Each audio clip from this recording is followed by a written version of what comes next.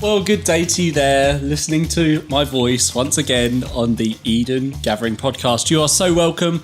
We're so glad that you've joined us once again to turn into this little podcasty thing that we've got going on. And actually, we've got some momentum and we're actually doing these quite regularly now. You might hear this little in the background, and that is my guest. No, it's not really.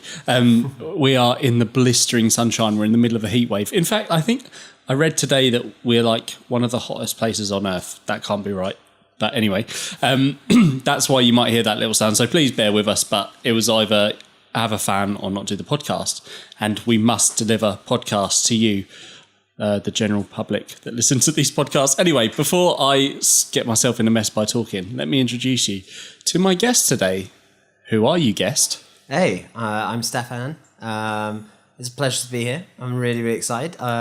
If you don't know me, I am someone who's been coming to the Forge now for 2 years, Forge Debenham, and since joining, I kind of went to the Alpha course, led by Steve Fenning, which was amazing. Really, reconnecting with my faith after like 10 years in the desert, so to speak. And then after that, joining immediately up to like a 10-month group. And then from there, kind of all rolled into sort of working with Duncan and the rest of the team in this whole Eden Gathering project that we've got, which of course this is a part of. Yeah. And if you go to our website, you'll see there's a video up there, and I'm one of those faces in there. That's me, that's Steffan, and I'm in charge of the food nights. So, well, we just had one. Like at time of recording, we just had one last night. It was awesome. It was great. Yeah, I turned up late. Probably I didn't want to mention it. But I didn't want to mention it. But there were circumstances which meant that I couldn't be there on time. But I did turn up, and it was an amazing night. And we've had a couple of other nights as well, just this week gone. Of course, this will be released at a different time. What's been your highlight of meeting together in this way? Because this is a part of church that I've never seen people be this intentional about. What's been your main takeaway or highlight? Oh man, it's just the conversations. Even last night, there were a couple of us left behind. And we just started talking about because I left early. Exactly. Because we're thank you. We can actually talk now. Finally talk. You just wouldn't be quiet. Nah, man. It was just it's just having those conversations over some good food and some drink and just getting to know each other. Because I think within life at the Forge, it's such a big community, and you go in there on a Sunday and you have your 10:30 kind of start, and everything's ready and organised, and it's so smooth and professional, and then you kind of do the worship and you listen and you engage with people in coffee and drinks afterwards. But sometimes, you've got things to do immediately thereafter, and then you don't maybe get to have those kind of conversations with people, those deep kind of, life conversations with people. Not the, how you doing? Exactly. How are you doing? Exactly. And we've had that series as well, which has just been amazing. Being able to say I'm not okay. And I like to think that the Eden Gathering Food Nights is a place where you can do that. You can come and you can say, I've had a really bad week, but this is something I've been looking forward to, and I've been able to enjoy some good food and some drink with people, play some games, get to know one another, make new friends. And it's also a fantastic way for people who don't go to church to get a feel, get a vibe for what this could be all about for them. Because so many people are turned off from church because it's too dogmatic, it's too rigid and inflexible, and people just think I can't even begin to wrap my head around this, and already I feel I have to sign up for something, I have to kind of be part of some sort of religious set of rules, and it's I can't do that yet. But actually that's not what the Christian life is about at all. And I think these Eden Gathering Food Nights have been wildly successful. The hosts have been amazing. They've been so gracious and just so supportive, especially me, because I've never done anything like this before. So you're first. I've really loved just working with these people, and then having all the emails come through of we want to go to this place, we want to go to that place. And so we've still got one coming up this Friday. So I'm really looking forward to that as well. And then we'll see where things go after the August break into September, and I'm sure more details will then be released around that time. Yeah, and you can just go on the website and absolutely, man, look at all that stuff. Yeah. So, Steffan, I don't know you that well. Yeah. But what I do know about you is that you're absolute film buff. Can I call you a film buff? Or does that just mean like you're a film buff? Yeah, but I feel like when you call someone buff, that's like a comment on their appearance. So like you're a buff man that likes films, I guess. I'll take that. Yeah, I never thought of it that way. I just love film, man. Like honestly, like I love stories, and I've loved stories ever since I was young. Yeah, and well, that's what I was going to ask. Is like, are you as passionate about books as you are about? I see what you're doing here. Yeah, no, I am, man. It's something I like. I think all of us kind of go through like kind of peaks and troughs of like kind of reading a lot and then not reading anything at all, or some people maybe not reading anything but loving other different like storytelling media, so whether that's film or TV especially, man, it's become so amazing, like the stories you can tell through that serialized format. And but I just find myself recently rediscovering my passion for reading, and really just trying to expand like my knowledge and understanding of the world around me, both through reading the Bible, but also just like reading supporting literature. So a lot of Christian literature by people like Timothy Keller, who's this fantastic American Presbyterian church leader in like Manhattan, and he's just written some of the best, most thoughtful kind of mind stimulating literature about the big questions. Yeah. And then there's people like Peter Gregg, who's just, the amazing spiritual leader here in Britain, who's, championed, the sort of the role of prayer and has kind of really pushed, prayer to a new level with the 24/7 prayer movement. And he's written a really great book as well, which I just read recently, called Dirty Glory, which is amazing. It's basically just retelling. Pete Gregg. Yeah, Pete Gregg, yeah. Just retelling the kind of the events of the 24/7 prayer movement and where prayer takes you in the world, but also personally in life as well. But I've picked up a book today. Yeah, so today, as you're tuning in, if you've been listening to the Eden podcast for a while, you'll know that we have a book club, which should definitely have its own theme tune. We should definitely have a book club theme tune, but I don't read. So it's always interesting for me to review a book that I know I won't have read because, well, I don't really read. But after the last one, I've been really inspired to pick up books again. So what have you brought in today? So I see a hardback cover. Yeah, it's a hardback. This looks like a very educational book. Yeah. With a lot of words. It's relatively thick. So tell us a bit about it. What's it called? Who's it by? Okay, so this book's called 12 Rules for Life, and the subtitle is An Antidote to Chaos. So immediately when you walk into like Waterstones, you see that, you're like, wow, somebody's written a big book there. Like that, somebody's clearly got something to say. And it's written by a chap called Jordan B. Peterson, who's getting a lot of attention at the moment in the sort of the media and the YouTube world especially. And he's a clinical psychologist. He's a lecturer at the University of Toronto in Canada. And this is his second book that he's written. He wrote another one a long time ago called Maps of Meaning. But this one, 12 Rules for Life, has really caught the attention of like the mainstream media. And he's somebody that if you just Google him or YouTube him, you'll like find out loads about him.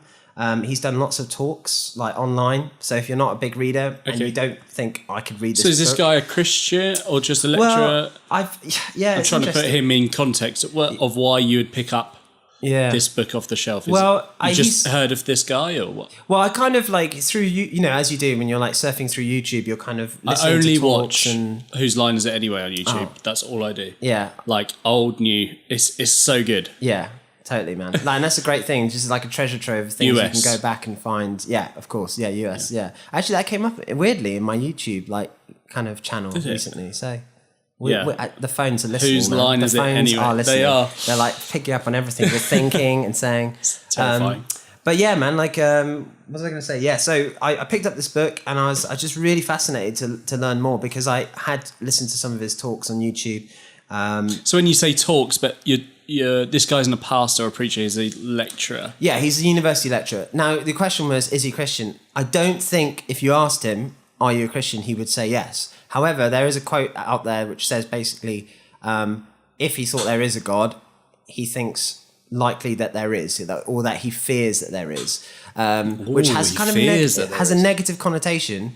But I think reading this book, it's clear to me that a lot of his sort of thoughts and reflection on like the human condition are rooted very firmly in the major world religions, faiths, and also to some extent like mythology as well. And so he's kind of concocted from all of these different sources these 12 rules for life. So here's an academic. Yeah. Like, so 12 rules for life. What's the what's that little An subject? antidote to chaos. My goodness. Yeah. So go on, give us the... Can you give us the 12 rules? Okay, I'll give you the 12 rules. So Then I don't have to read it. yeah. So rule 1 is stand up straight with your shoulders back. Well, that's, probably not very good for the Hunchback of Notre Dame. No, It's not very no, helpful. he's going to struggle with that one. Poor guy. Poor guy. It's already excluding As the film some people. I don't like this testifies, guy. It's not all about appearance, though, is it? So Okay. So he can. Okay, well, he's got some making up to do. I'm not keen Yeah. on him so far. Okay. Try and pull it back. Rule 2: treat yourself like someone you are responsible for helping. Ooh. I like this. This is like a barometer of like. Yeah, I what mean- you think about it. This is great. Yeah, I think that could be probably a little Yeah. pretentious, but yeah. Yeah. Okay. Go on, keep going. Rule 3: make friends with people who want the best for you. I mean, yeah. Yeah. I can't argue with that. I mean, you're not going to make friends with somebody who's going to like just treat you badly all the time. Absolutely not, but you do need as many no people as you do yes people Well, that's interesting. in your life. Okay, so you like people who. If you only surround yourself with yes people, then... Yeah. Sure. But the way it's phrased there is Yeah. correct. Yeah. Yeah. Compare. In my opinion, because I judge what is correct. Yeah. Compare yourself to who you were yesterday, not to who someone else is today. Who I was yesterday, not compared to what? To someone Someone. today. So don't compare yourself to somebody else today. Rather, compare yourself to who you were yesterday. Okay. Oh, I understand. So, yeah. I would put it in new words, but I've just understand the words that you say. Okay, it's getting better. Yeah? It's getting better. I'm Cool. starting to understand this geezer. Okay, so rule 5 is do not let your children do anything that makes you dislike them. What? I'm not sure. Like, don't let my children do smelly poos. I mean, seriously? Who is this guy's kids? Like, He does have kids, so he's not like kind of. I don't know. I don't like this guy so far. Go on, Okay. keep going. All right. I thought rule 5 was 5 gold rings. Who's excited for Christmas, by the way? I am Yeah, excited. it is a bit early, yeah. So keep going. Oh no, you're going to turn this round for me. Okay. Rule 6 is set your house in perfect order before you criticize the world. Okay, so that makes sense. I like that. That sounds like positive because I presume the idea behind that is that your house is never in perfect order. So Yeah, I don't think criticize so. others. Yeah. Yeah. Yeah. That's and- like kids in glass houses. Don't don't throw that stones in sort glass of- houses, yeah. right? Yeah. But then also, obviously, the whole biblical passage about, sort of removing the plank in your own eye before Yeah, removing absolutely. a bit of sawdust in your neighbours. Yeah. That, I think that kind of, and that does actually come up. Yeah, numerous times. that's So, good. Okay, he's rules- redeeming. Rule 7: pursue what is meaningful, not what is expedient. I don't know what that word means. Sorry. So it's essentially like, don't just like chase after like anything that will give you like immediate pleasure or kind of immediate kind of satisfaction, gratification, but rather pursue something that is meaningful in life. I can't argue with that. Yeah, cool. Rule Can't argue 8: with that. tell the truth. And nothing but the truth. You can't handle the truth. Nice. Not only is that a brilliant quote, but I Yeah. felt the delivery in which I gave it. I think that was spot on. Yeah. Like as instantaneous and as like just like off the cuff. That was perfect. Well, I love that you back me up on it. Yeah, man, I'm right there with you. So tell the truth, or at least don't lie. Yeah. Yeah. Yeah. Okay, cool. So it's getting better. Again, now. that's another Yeah. biblical kind of principle. Yeah, man. Like The first bit is, I'm not sure about the last bit. That seems Sure. like a but. but yeah, a bit of a like cop out maybe. I don't know. Rule 9: assume that the person you are listening to might know something you don't. Well, that doesn't apply to me because I know. You know everything. Yeah. Rule 10: be precise in your speech.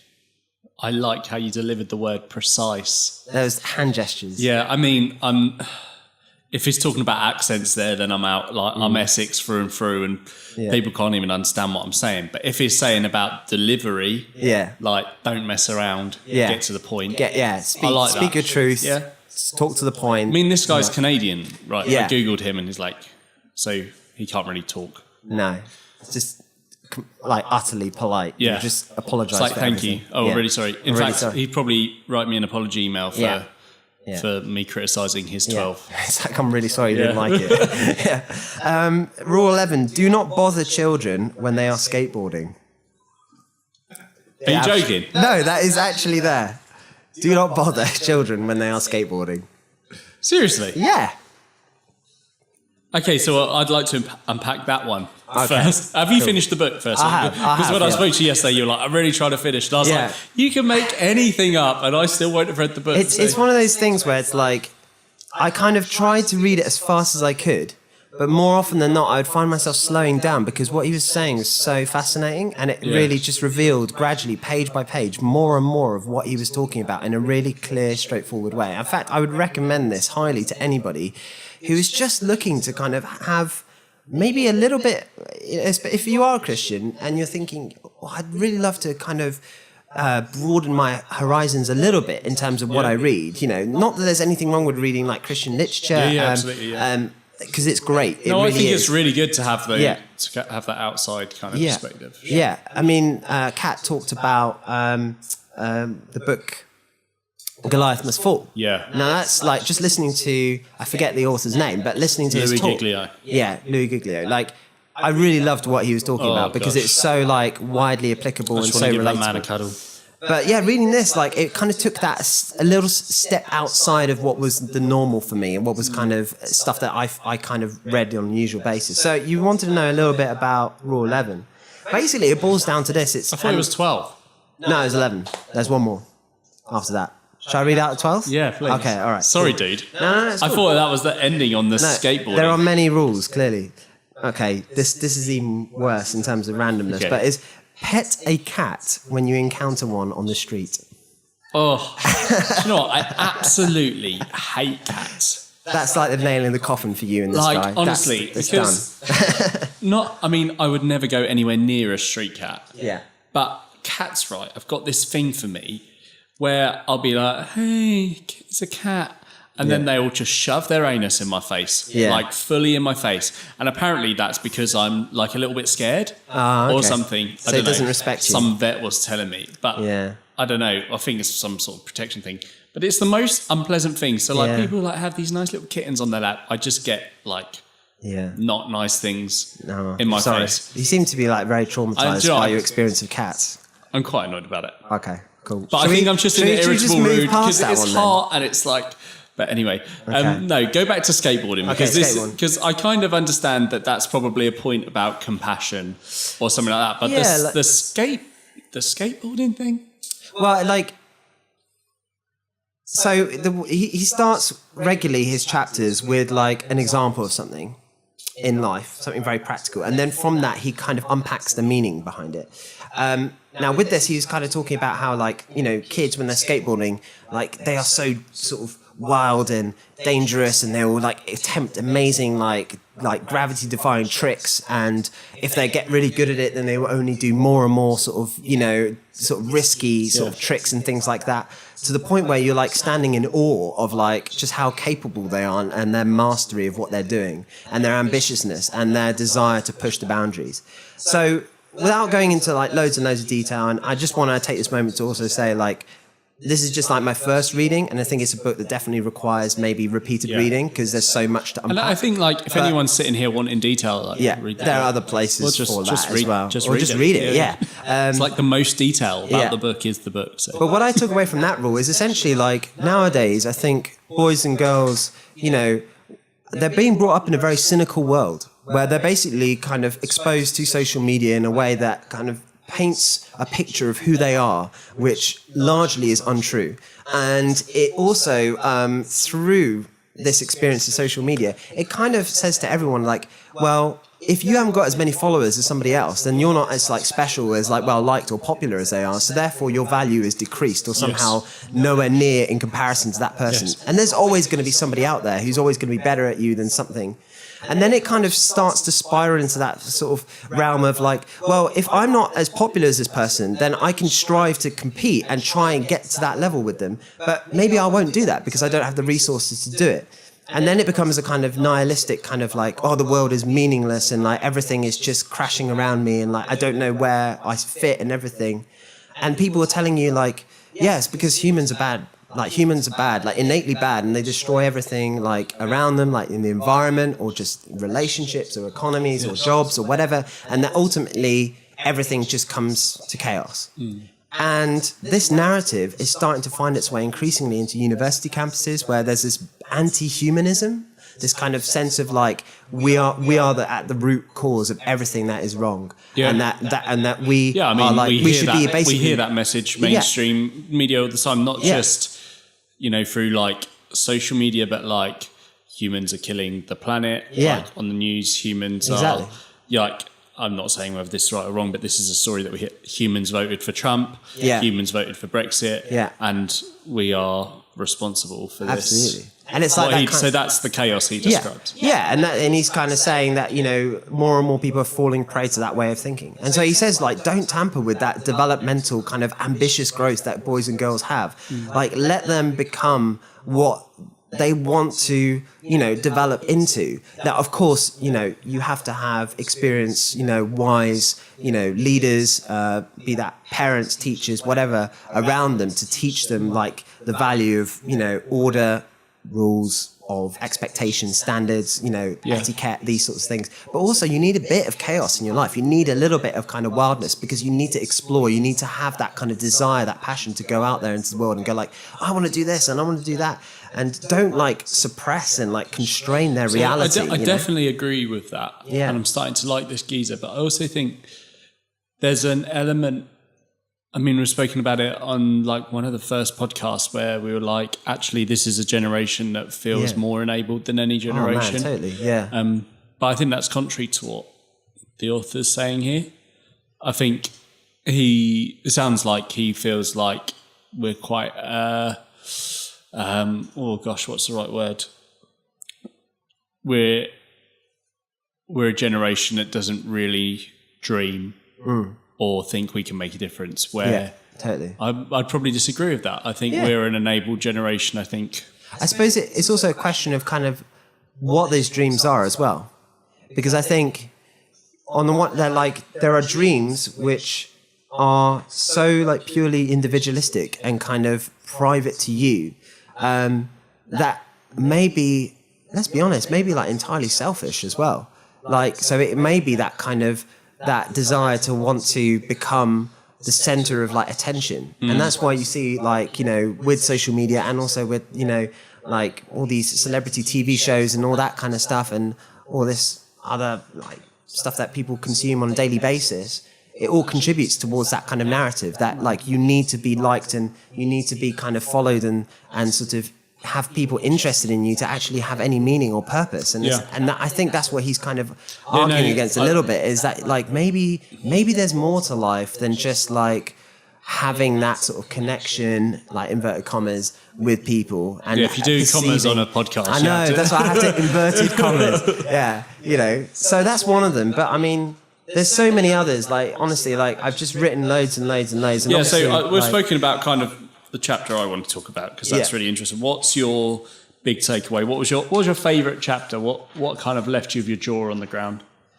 Oh man, I mean, like so much of it did. Like honestly, by the way, like you can't see because it's a podcast, but Steffan's actually got like a dedicated notepad to this book, which is about half the size of the book. Yeah, I know. It got a little bit out of hand. I tried to read it as quickly as I could, but regularly I would just come back to things and like. Mate, I think it's awesome. It's so good when something like speaks right to you. Oh, totally, man. I so recommend this just to like everyone and anyone. Like, just give it a go. You don't have to read the whole thing. Just maybe read one chapter, like 30 pages. I might read the skateboard thing. Just like pick one of the ones like that you're interested in. You're like, what is he saying here? But like the one that really spoke to me is treat yourself like someone you are responsible for helping. And like, let me kind of sort of break it down a little bit. So treat yourself like someone you are responsible for helping, not like somebody else, but you are. Because I think often nowadays, like, he tells a story of how people will receive medication for things because they've got a problem, medical problem or something like that. And more often than not, what will happen is that they will actually lapse in terms of their like routine of taking that medication. And you think, well, why are you doing that? Because surely the medication is helping you to get better. And yet, conversely, they might have a pet, and that pet is sick. That pet has medication. And that owner, who is also sick and has medication, who is failing to take their medication, then gives on a regular, without fail basis, the medication to the dog, Totally the cat. relate to that. And it's like, you love things more than you love yourself. And it's like, and I think that's a good thing, is definitely, because I think love of oneself to the extreme is narcissism, you know, and you can end up completely alone and isolated and feel depressed and alone. And that's not good either. But what he's saying is you need to strengthen the individual, that sense of who you are. You start with yourself. You take care of yourself. So that could be, you know, your mental health, your physical health. It could do with your relationships, perhaps. You define who you are. Like, who are you as a person? What do you believe in? What do you stand for? Like, what are those elements that comprise who you are as a person? Yeah. Because of course, like, as human beings, and when we like sitting across the table from one another, like, I'll look at, you know, you, I'll look at Alex, I'll look at whoever, you know, and then there'll be this kind of sense of like, I'll have certain things immediately that I can identify about you guys, that I will be able to associate with. Yeah. And that enables that interaction. Then once you define who you are, don't be afraid to like refine your personality. So you can't be like stuck in stone all the time. You can't just be one thing, because in life you grow, you change, you expand, you learn things. And from that, you need to then be able to choose a destination. What are you aiming towards in life? You can't just be paddling endlessly in like an ocean of life. You need to be going somewhere, and there needs to be some sort of goal, something that you are going to attain. And then just articulate that throughout he uses this word being, which is like... He just uses the little commas again. Yeah, exactly. Being, which... I'll provide commentary. For those people who are more educated on like philosophy and all that, like, pardon me if I get this wrong, but it's like the kind of subjective experience of like your time here in the world, of what you experience, what you feel, what you think, what you rationalize and all that. And he uses this quote from a philosopher called Friedrich Nietzsche, and the quote is, "He whose life has a why can bear almost any how." So I'll just like repeat that again, because I think it's so powerful. Like, he whose life has a why can bear almost any how. The idea that no matter what life throws at you, if you have a reason, if you have a meaning with a capital M, there's those inverted commas again, that drives you in life, no matter what life throws at you, you will be able to get over that. Yeah. You know, and I say get over that. I'm not saying avoid it or like go underneath it or over it, but rather go through it and come out stronger the other end because of it. Yeah. And I think like some of like what you've said, especially that first point, was some of the like these chapters just echo like the Ten Commandments. Totally, man. It's like and love your neighbour as yourself is what I hear. Yeah. As you're saying all this, it's like love your neighbour as yourself. And for me, like, oh gosh, I know I'm just so guilty. For me, it's like just one example is accepting help. Yeah. Like, I'm so happy to help. Say even like with childcare. Like, I've got friends that I would happily have their kid for the night, 2 nights, whenever they wanted, so that they could have a weekend off. If people offer that to me all the time. I can't accept the help. I can't, because I'm not treating myself like I would treat others. But the key part of that love your neighbour is to love yourself. Absolutely. Whatever that looks like. What does that look like? Our lives are obviously quite different. What does that look like in your life? For me, it's knowing peace, you know, and like peace, it's a big word. It's peace, a boy or a girl. Sorry? Peace, a boy or a girl, right. That was a terrible joke. I'm getting tired. I gave it a laugh because I like didn't want to like Can you add more laughter in post, please? But, canned laughter, please, No, I mean, for me, it's about knowing that peace in my life, knowing that like I have a purpose and a meaning beyond the day-to-day. and that I can get up confidently in the morning and I can go, I'm not feeling great at the moment. Like, I'm going through some stuff, like, and I'm struggling with it. And, you know, sometimes it's a real challenge. Maybe when you're at work, you know, there might be something that is challenging you there as well. It might be something outside of work. It might be something to do with family or friendships or whatever. But having that kind of inner peace, that sense of, I know that life, and this is what I love about, you know, our faith, is that that Jesus teaches that, you know, life won't be easy. You know, you are going to go through some difficult times. You know, you are going to suffer. Yeah. But if you can accept that in part life is suffering and look to God as an example, Jesus as an example of how to lead your life in the midst of that turmoil, which can hit you, you will know a greater sense of peace than if you didn't have that. Yeah. Now, there might be listeners who might at this point be listening going, yeah, but I don't believe in God. I don't have Jesus in my life, and I maybe don't want him to be in my life because I just can't sign up to those certain things. And like to those people, I'd say like, well, I think, you know, there is something to say for meaning and purpose being derived out of other things as well. And still, as a Christian, I would say, you know, I believe that God is in all things. So whatever that thing might be, if it's like, well, I love coaching football, you know, I love running a football club, you know, I love volunteering, you know, that gives me a sense of purpose and makes me feel good. Yeah. You know, then from me, you know, that Christian perspective, I would say, well, what is good comes from God. And so whether you choose to label it as that is God or that is not God, you are doing a good thing. You know, you are starting with yourself, that acknowledgement of, I need to figure out and define who I am first, and then in practice go out and share that with people. Yeah. And in a real way, not like Facebook and Instagram and Twitter and all that. That's not sharing, really.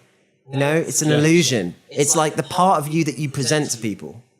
You know, the kind of edited thing. I'm guilty of it. I do it all the time. You know, I want to present certain bits of my life in a way, you know, to certain people because I feel like, okay, well, that's something that I can talk to people about and kind of create discussion around and share with people. But it's not really me. It's not really who I am. You know, in the same way that at work, you know, you share yourself at work in a certain way. And so I would say that, you know, it's, for me, this book has just kind of spoke to that element of starting with yourself, looking after yourself, because in looking after yourself, you look after for other people as well. Because if you can't look after yourself, how can you expect to look after other people? Yeah. Like you won't be, I don't think you'll be in a good place to do that, you know? I don't know. What do you think about it? Like, does that kind of make sense, or am I just rambling? No, it makes perfect sense, and I'm just, I think it would just be. I wish I'd asked it earlier, but it'd be interesting to know like the context of you going into reading this book, and to know from you what chaos looked like, and then how this book has spoken directly into that. I think, and I'm like mindful of the fact that, you know, I want to leave certain things out, you know, because I think there's, you know, if people want to talk to me about this stuff, I'll happily talk to them. I'm not asking you to even necessarily share. What I will say is that I think, like all people, you go through points in your life where you do feel a bit lonely. And you think like, is this it? Is this it to life? Like, am I just going to get up every morning and do the same thing over and over again? I mean, Duncan's talked about this in his sermon, like, and he spoke about it really powerfully, you know, and it's like, am I just going to like grind out each day the same way forever and ever, you know, and am I just going to kind of float kind of aimlessly towards some perceivable goal, you know, just to when like, you know, I'm old enough to retire and then I could go, you know, sort of sit on a beach somewhere with like a sangria and just be like, oh, this is the life. Yeah. It's like, nah, that's not it, you know. And for me, like, I just thought I need to understand how I can, you know, create some order where there is chaos, where I am struggling with certain things, how can I look at those things in a different perspective? Because I think often, like, if you are alone, if you are lonely, if you are depressed, if you are suffering with something, people sadly more often than not suffer in silence. I think men especially suffer in silence. Definitely. And they won't say anything because there's this whole kind of stigma of saying, I'm not okay. Like, I can't deal with this right now. Because if you do that, then you're weak. Then you're vulnerable, absolutely. And people are gonna hurt you. They're gonna get to you, and that's not true. And it's not true at all. But it's difficult to accept that in the moment when you're by yourself, when you're living by yourself, when you're in your own quiet time. And so, for me, like, I just felt like I needed to, in certain areas of my life where there was a lot of negativity. I thought, this is chaotic. I can't get a handle on this. I need to introduce some order back into my life and realign my perspective a little bit. And of course, like, for me, immediately, like, it's about the Bible. It's about my faith. It's about leaning into life at the Forge and keeping myself I think that's busy, what really interests me about, like, knowing where you've come from and knowing just. I wonder why you picked up this book. Well, like, because it seems to be a book that has Jesus all over it. It does, man. It really does. As you read it, there are numerous biblical references. And but it would just make me, like, if I was feeling like you're feeling, I would never pick up a book like that. It's just interesting. I'm not making a point. I'm just. Well, part of it as well is because I wanted to pick a book that would actually speak something relevant into people's lives. Because I was thinking, well, if I'm going to talk about a book, I want to talk about something that people might see in a bookstore and they might see it from across the room and they go, oh, that's interesting. Somebody's proposing 12 rules for life? Only 12 rules? Or 12 rules? Are you sure not Jesus 3? Did it in 10, exactly. Like, and from a Christian perspective, you kind of look at that and then you think, well, actually, hang on. How can you, where did these 12 rules come from? So there was that curiosity. But also it was about choosing something that I think would be interesting to people and will speak a little bit of order into, let's be frank, what is at times right now a super chaotic world where you just don't know, like, the establishments out there, be it in other countries here or elsewhere, and you're thinking, like, it's not working. It's not working the way it's meant to be. There's something going wrong here. This doesn't feel right. So how can we reorder? How can we out of this chaos? And this book has genuinely helped you. I think what it's taught me is that there are immeasurable depths to who we are as human beings. We are so multi-layered. Like, we have so many different levels to us. Like an onion. Yes, like an onion. Exactly. And I think... I love that I could just give all these film references to you, like, and you'll actually get them. Yeah, totally, man. That was Shrek for anyone that hasn't. Exactly. Well, maybe that's why I should have just watched Shrek. But, like... You've wasted so much time, Steffan. Just watch Shrek. Well, that was the Eden Gathering podcast. Yeah, exactly. But, I think a lot of the stuff people read through this and they will kind of pick out lots of things that they think, oh, I've heard that before. I've heard this before. I've seen this in this. I've seen that in that. I've read this somewhere else. Oh, that's interesting. That leans very heavily into the biblical kind of context. Okay, cool. But, yeah, so that's why I picked it. I picked it because it looked interesting.